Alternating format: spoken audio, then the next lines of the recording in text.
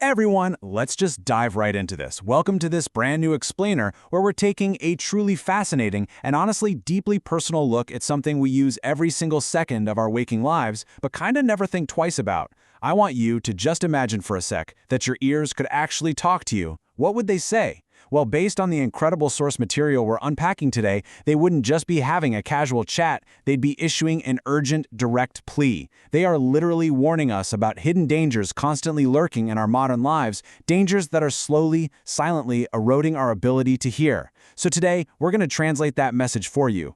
So ask yourselves this, are your daily habits secretly destroying your hearing? We usually think of hearing loss as just something that happens as we get older, right? Or maybe it's a result of one giant traumatic event, like a huge explosion. But the reality presented in our source material is so much more subtle. It asks us to really reflect on those completely harmless-seeming everyday routines, those tiny decisions we make without even thinking.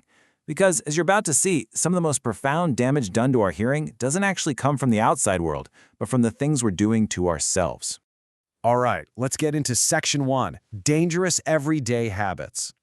Let's look at how something as common as catching a standard winter cold can accidentally turn into a severe biological attack on your own ears. I mean, think about what you do when you catch a cold. A lot of us grab a tissue, pinch our nose and mouth completely shut, and just blow with an incredible amount of force.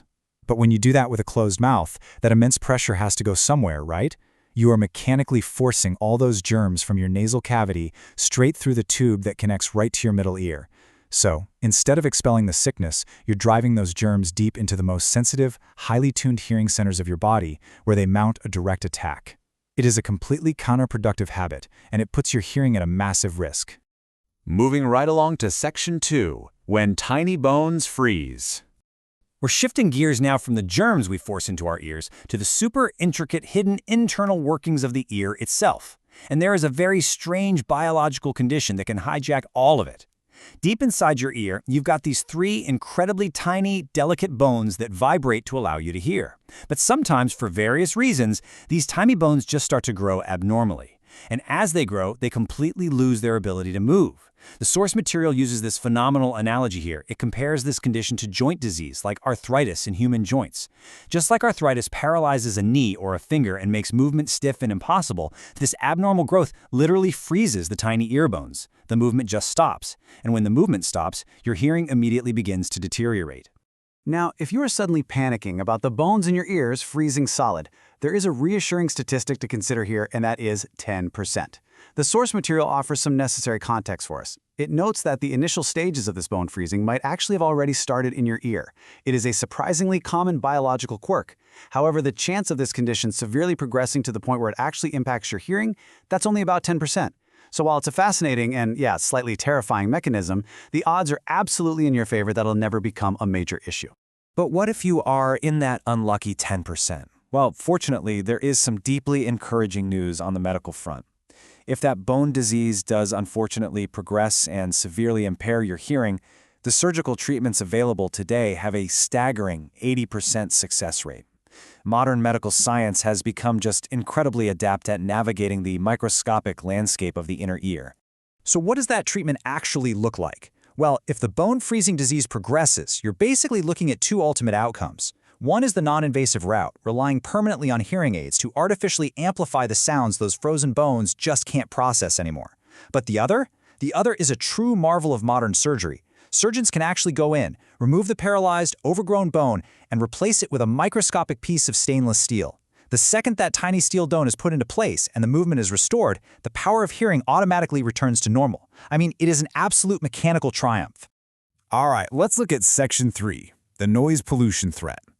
We're definitely escalating the urgency now. We're moving away from internal biological diseases and looking outward at a massive, completely invisible external threat, the sheer violence of noise pollution in our modern world. And who exactly is in the crosshairs here? Well, it's not just people operating jackhammers. The source points out that factory workers in relentlessly noisy environments are obviously degrading their nerves. But consider pop singers and musicians. The booming, bass-heavy music of our era is literally vibrating their hearing away. The source specifically notes that pop singers who think they're somehow immune to this are sorely mistaken. In just a few short years, a lot of them are going to be relying on hearing aids. The erratic, chaotic noise of the modern world is constantly weakening their nerves. And of course, that includes us, the everyday listeners who are exposed to these exact same loud environments, whether we want to be or not. And hey, if you think noise pollution just causes a little temporary ringing in your ears, you have to hear about these laboratory experiments. When lab rats were exposed to continuous, high-level noise, it didn't just damage their ears. It caused their internal organs to rapidly fail. The relentless physical stress of those sound waves caused a total systemic collapse. The source strongly warns us that if this experiment highlights the profound biological damage noise inflicts on mammals, it is really not difficult to guess the devastating, long-term effects this exact same noise pollution is having on the human body and our nervous systems. So what do we do about it? Let's get to Section 4, Protecting Your Hearing. Clearly, the stakes here are incredibly high. So let's look at the actionable steps we can take today to stop this damage right in its tracks. How much control do we actually have? Well, first, and this one might be surprising, the source recommends avoiding or heavily reducing smoking and coffee, directly linking our chemical intake to our long-term nerve health. Next up, simply physically remove yourself from noisy environments and steer clear of loud drums and heavy, chaotic music. But it goes even further than just what we listen to. It's about how we speak. We're urged to speak softly, avoid shouting, and politely ask the people around us to lower their volume too. And finally, the ultimate protective step is to actively advocate against noise pollution. Speak up, write about it, and educate your community about the very real dangers of unnecessary noise. And what's fascinating is that this modern medical advice is actually deeply rooted in ancient wisdom.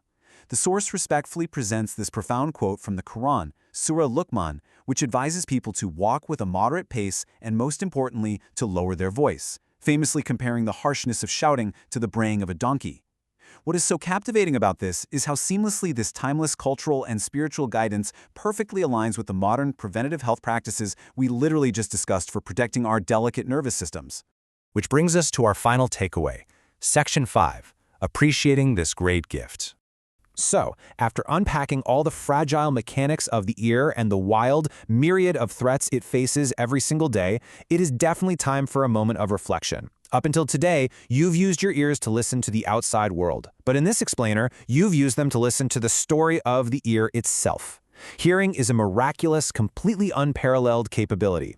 It's an immense gift from the Creator that, honestly, most of us rarely pause to appreciate. We usually only truly understand its value when we realize just how easily it can be lost forever. So I'm going to leave you with this final provocative thought. Now that you know about the hidden dangers, the delicate freezing bones, and the toxic systemic effects of noise, are you going to take action to protect this invaluable gift? Or will you let this vital warning just go in one ear and out the other? Thank you so much for exploring this with me today, and please take care of your hearing.